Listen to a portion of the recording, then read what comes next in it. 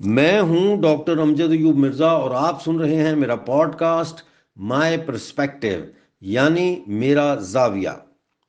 20 دسمبر کو جموں کشمیر جوائنٹ عوامی action committee نے اسلام آباد میں پاکستانی سرکار کے وفد سے مذاکرات کا ایک اور دور شروع کیا، جس کے بعد انہوں نے یہ بیان جاری کیا کہ بجلی کے بلات پر ٹیکس کے خاتمے کے علاوہ باقی تمام مطالبات تسلیم کر لیے گئے ہیں اور اسے عوام کی فتح قرار دیا۔ ساتھ یہ بھی کہا کہ 21 دسمبر کو مظفر آباد میں بجلی کے بلات نظر آتش نہیں کیے جائیں گے۔ انہوں نے کہا کہ پاکستان نے بجلی کے بلات پر ہم سے 2 ہفتے کا وقت مانگا ہے، لیکن ہم نے فراخ دلی کا مظاہرہ کرتے ہوئے مزید 5 دن کا اضافہ کر دیا ہے۔ جب یہ مذاکرات ہو رہے تھے، اسی وقت اسی دن پاکستان نے بجلی کی فی یونٹ قیمت میں 1 روپے 15 پیسے کا اضافہ کر کے صارفین پر مزید 22 ارب 99 کروڑ کا بوجھ ڈال دیا۔ میں ان مذاکرات میں جانے پر جموں کشمیر جوائنٹ عوامی ایکشن کمیٹی کو ان کی سادگی قرار دیتا ہوں، لیکن ملک وسیم، جن کا تعلق مظفر آباد سے ہے لیکن جو عرصہ 2 سال سے بے گھر ہیں، انہوں نے مجھے یہ میسج واٹس اپ کیا جو میں آپ کی نظر کرتا ہوں۔ ملک وسیم صاحب لکھتے ہیں، ڈاکٹر صاحب، یہاں صرف سہولت کاری ہوتی ہے، حقیقی عوامی تحریکوں پر انتظامی سہولت کار قابض ہیں۔ یہاں کوئی بھی تحریک انتظامیہ کی متعین کردہ حدود سے باہر نہیں نکل سکتی۔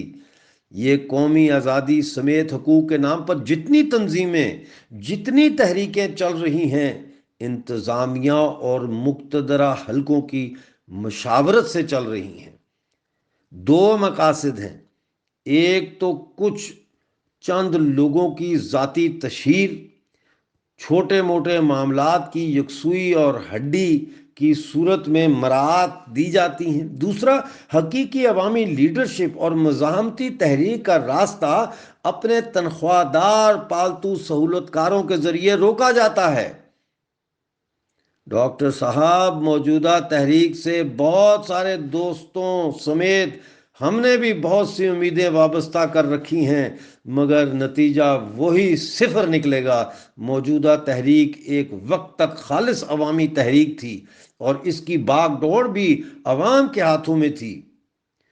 جب تک یہ تحریک کوٹلی، پونچھ، میرپور کے نوجوانوں کے ہاتھ میں تھی، اسٹیبلشمنٹ اور اداروں کے لیے حقیقی درد سر بنی ہوئی تھی۔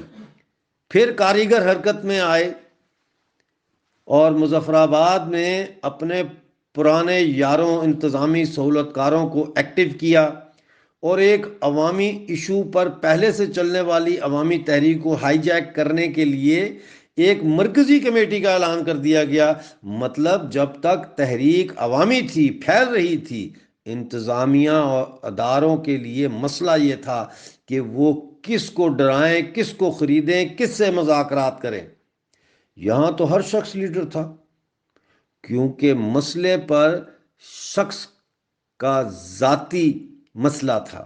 پھر جب ایک مرکزی کمیٹی کی صورت میں احتجاجی تحریک پر قبضہ کیا گیا تو اب خریدنا، ڈرانا، دھمکانا اور توڑنا بالکل آسان ہو گیا ہے، کیونکہ اب تحریک چند مرکزی رہنماؤں کے رحم و کرم پر ہے۔ کیا کبھی مذاکرات کے ذریعے بھی حقوق ملے ہیں ڈاکٹر صاحب؟ سامراج سے حقوق لینے کے لیے صرف مزاحمت واحد راستہ ہے، اور وہ اپنی ملکیت کا دعویٰ کرنے کے بجائے رائلٹی مانگنا وابڈا کی سہولت کاری ہے۔